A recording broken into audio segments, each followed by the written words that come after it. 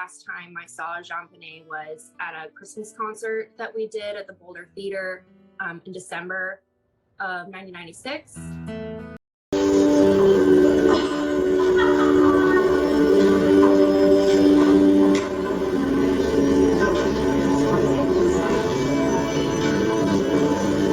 I think she was glamorized. Her images were glamorized, and people kind of assumed that they knew who she was based on her images. But from my memory, she was a happy-go-lucky, positive little girl with a lot of energy.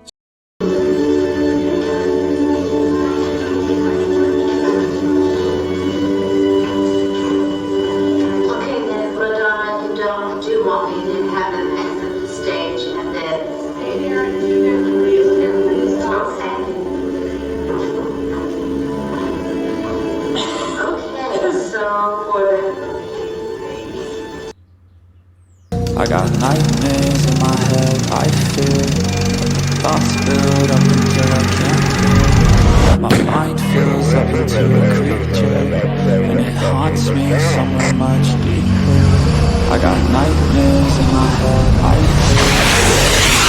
fear. Hello and welcome to True Crime Rocket Science. There are 3 things you probably don't know about this brand new pageant footage. Number 1, JonBenet was buried in the same white pageant dress she wore at this pageant. According to Good Housekeeping magazine, the February 1999 issue, JonBenet's mother, Patsy Ramsey, was in the market for some custom-made costumes at a local pageant called Dream Star held in Rome, Georgia, over the Thanksgiving weekend in 1996. After striking up a conversation with Faye in a restaurant, Patsy asked about the outfit she was selling. Patsy ended up buying Rihanna's fancy white pageant dress made of silk organza. 1 month later, JonBenet was buried in it. JonBenet was also buried in the tiara that she won at her final pageant. Interestingly, Patsy wanted JonBenet to be buried with her favorite toy, Kitty. But since Pam Poor had failed to collect that particular item, that's Patsy's sister, during her one-woman raid of the crime scene, the Ramseys were able to have an officer specifically go and collect that particular item to be placed in the casket with her. Any guesses which officer that was? Number 2, John Ramsey actually arrived late for JonBenet's talent performance at her final pageant. He actually missed her final talent performance. And this is from his interview with Lou Smith. Do you remember JonBenet participating in the pageant shortly before Christmas? John: yeah, there was one down in Denver that she participated in. I don't remember that name. I think it's the one she got this medal at, this All Stars. But she was in that. Patsy would remember exactly. It was in December sometime. Lou Smith: did you go to that pageant? John: I went to the talent part, which is always what I wanted to support JonBenet on, was the talent part of it. So I'd actually gone. Her talent performance was supposed to be at like 3 o'clock, and I got there at 3, and it was actually ahead of schedule because she had already done it, and she had won off the whole thing for talent. And I walked in and she took this off her neck and put it on my neck. She knew that was important. I'd always said, you have fun, don't worry about winning or losing, but, work on your talent. So that was always, I must say, something that I've often thought is, it's really interesting how when John talks about JonBenet, he often refers to her putting a medal around his neck as though he's won some sort of award for his talent, for his doing something with regard to her. And, it's kind of an interesting thing where he basically has her, before she dies, he basically has her kind of rewarding him for in a way being this great dad. And I just think it's kind of interesting that is how I kind of feel like he's putting words in her mouth when ultimately she died in a pretty horrible way. And I wonder what JonBenet would say about the fact that her case is unsolved and nothing is really happening. I wonder if she would want to give certain people medals for what has happened subsequent to her no longer being here. Number 3, the Christmas pageant on December 15th wasn't JonBenét's final performance. 2 days after JonBenét's Little Miss Christmas pageant at the Airport Holiday Inn, which is outside Denver, Patsy called Dr. Booth, JonBenét's pediatrician, on 3 separate occasions. That was on December 17th. Now, we know JonBenet missed a pageant in December due to illness. It's not clear exactly which pageant this was or when it was. We also know JonBenet visited an eye doctor on the 3rd of December due to a possible infection. And we know exactly a week after her last pageant and just 5 days after these urgent calls to Dr. Booth, JonBenet was performing again. It was, in some ways, an important performance that she couldn't miss. Why? Because the 6-year-old opened the show. Before we get to that, if you haven't subscribed to the channel, please do. By the way, thank you very much to GGirl1966. Thanks very much for that.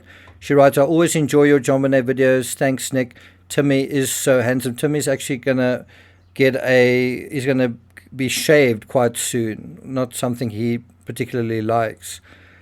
JMEVB60.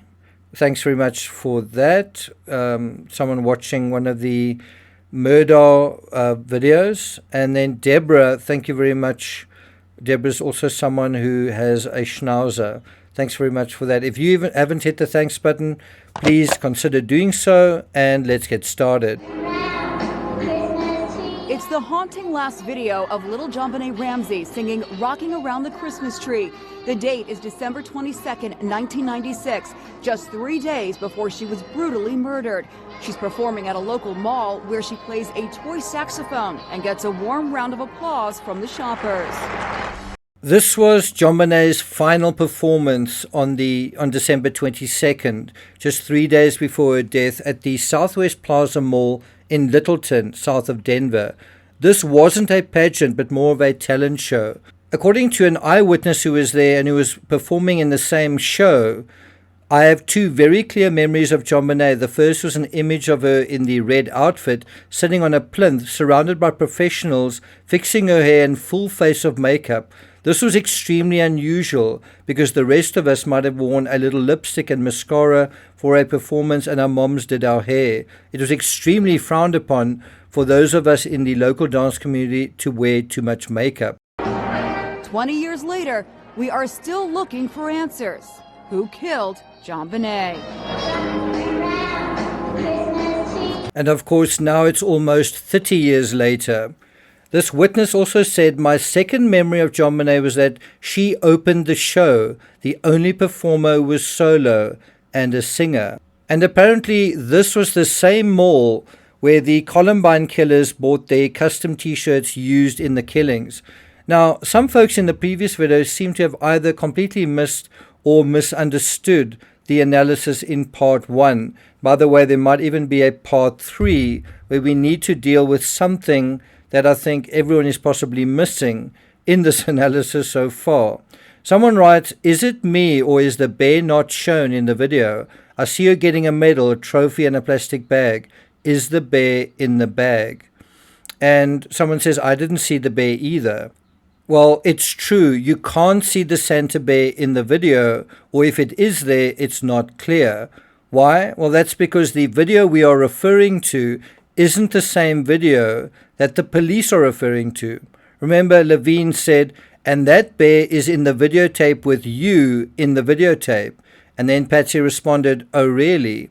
Now, I think if you're reasonably smart, reasonably intelligent, you might infer from that Patsy appears in the videotape as well, but she doesn't appear in the Keisha Jones video, right? We don't have that video where Patsy appears. But this is a new video of that particular pageant. So obviously it's not the same tape. The point is, according to Detective Harmer, there is no doubt the video shows the Santa bear on the table. Not the Keisha Jones video, the video that they are talking about. The video that the police looked at. So another issue that arises is, how did this mysterious bear end up in the basement of their home in, I think it is in Roswell, Georgia? Was it abducted? Was it secretly planted there, perhaps by a foreign faction who specializes in targeting teddy bears? Because my guess is that Santa Bear was part of Pam Paw's haul on the 28th. And the crazy thing is Pam, Patsy's sister, actually mentioned seeing that bear specifically on the 28th and saying she didn't recognize it. But apparently she didn't take it either. So how did it levitate from there, from Boulder, to a basement in Georgia? And I think this raises a fascinating subplot to the Santa Bear mystery or hoax, which is what various people, family members and apologists apparently said about this supposedly quote-unquote vital clue. Let's have a look at Pam. Pam said, I do remember seeing the bear on the secondary bed in John Bonet's room on the 28th of December. I don't know where the bear is now. I'm told that Boulder PD have confirmed the source of the sales point for that model bear. I wonder if they have subpoenaed sales shipping records and done a search of transfer. Now, it's also interesting how some of the arch Ramsey apologists breathe so much hot air into this particular hoax. For example, Jamison. In one particular forum, she wrote, the bear is a Santa Claus teddy bear, and I think if you talk to most people, Santa Clauses, even teddy bear Santa Clauses, are not around in June and July. You pack them up with Christmas decorations, you take them out with Christmas decorations, and I think that particular Santa Claus would have stuck in someone's mind. In fact, Pam Paw saw that Santa Claus when she went in the house with the police to pick up some clothing, and she went into John Bonet's room and she got a medal from John Bonet's room to give to John, and she saw that Santa Claus teddy bear, and it did click to her that, it's a Santa Claus. John Bonet was killed on Christmas, and she's never going to see Christmas again and never going to see Santa Claus again. So the Santa Claus clicked in her mind as being on the bed. It is nowhere to be found now. Where was it? I mean, it's in the photos and it's missing now. But the point is that no one has said that they ever saw that doll before the murder, and that goes for the housekeeper and so on. And you can see how this is just inflating it to make it seem like this is something huge. There's something strange going on here.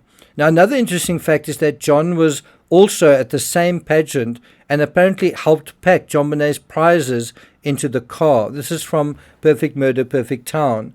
On December 17th, it should be the 15th, John Bonet entered the All-Star Kids Christmas pageant at the Airport Holiday Inn outside Denver.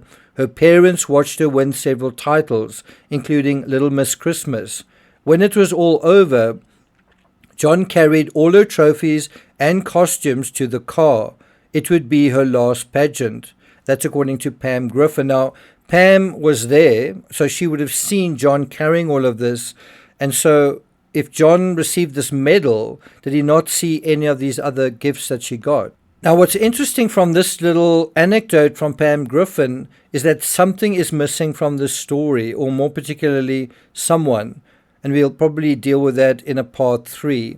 Now, John, Patsy doesn't seem to remember Santa Bear, do you? You were at that last pageant too, weren't you?